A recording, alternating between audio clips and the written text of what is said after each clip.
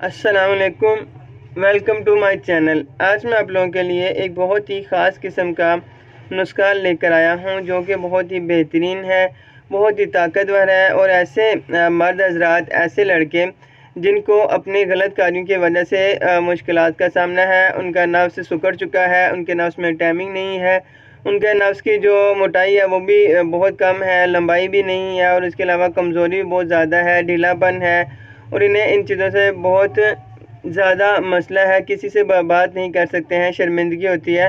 तो वो आज ये नुस्खा बनाकर इस्तेमाल करें, इंशाल्लाह उन्हें इससे बहुत ज़्यादा फ़ायदा होगा।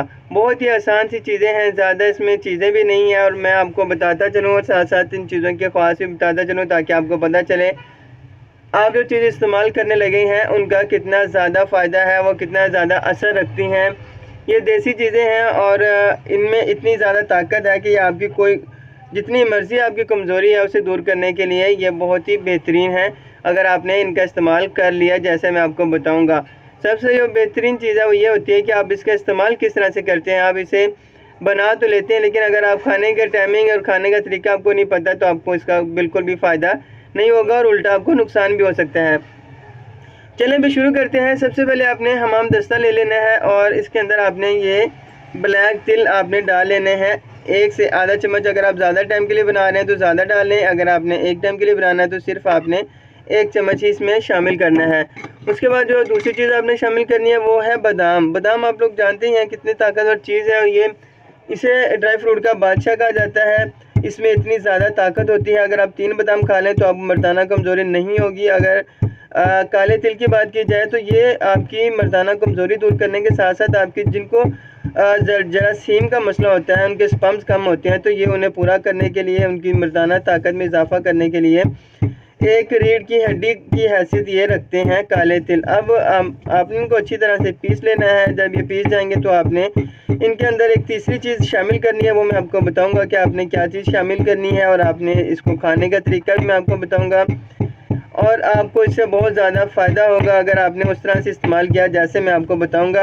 आपने हमेशा इसको हमाम दस्ते में ही पीसना है, आपने ब्लेंडर में नहीं पीसना है। आपको ज़्यादा फ़ायदा इसी में होगा, क्योंकि हम लोगों ने ये पढ़ा है हिकमत में कि ब्लेंडर में इस्तेमाल करने से इसकी आधी जो ताकत है वो ख़त्म हो जाती है। आपने ये मिश्री लेनी है, आपने शक्कर या गुड़ नहीं लेना है, तो आपने ये मिश्री ले लेनी है। आप चाहें अगर ज़्यादा मीठा पसंद करते हो तो सारी डाल लें, अगर आप नहीं तो फिर बस इतना टुकड़ा ही इसका शामिल करना बहुत होता है।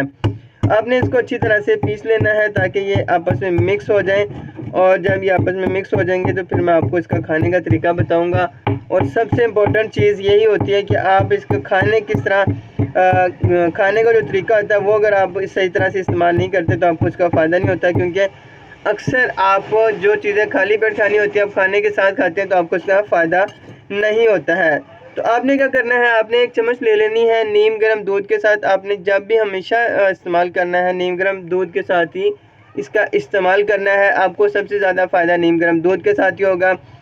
आपने रात को सोने से पहले 1 चम्मच ये ले लेना है नीम गर्म दूध के साथ, और सुबह उठते साथ ही नाश्ते से पहले आपने 1 चम्मच ले लेना है। और आपने तकरीबन इसका इस्तेमाल जो है 1 से 2 हफ्ते तक आपने इस्तेमाल करना है, आपको इससे बहुत ज़्यादा फ़ायदा होगा। तो ये आप देख सकते हैं, आपने इतना ही चम्मच लेना है, ज़्यादा मकदार आपने नहीं इस्तेमाल करनी कि आपको जल्दी फ़ायदा हो जाए, इससे आपको ज़्यादा नुकसान ही होगा। तो मैं उम्मीद करता हूँ कि आपको ये मेरी वीडियो पसंद आई होगी। अगर पसंद आई है तो चैनल को सब्सक्राइब कर दें। मैं आपको इंशाल्लाह ऐसे ही अच्छे अच्छे नुस्खे बताता रहूँगा अपने दवाखाने के जो हम लोग इस्तेमाल करवाते हैं।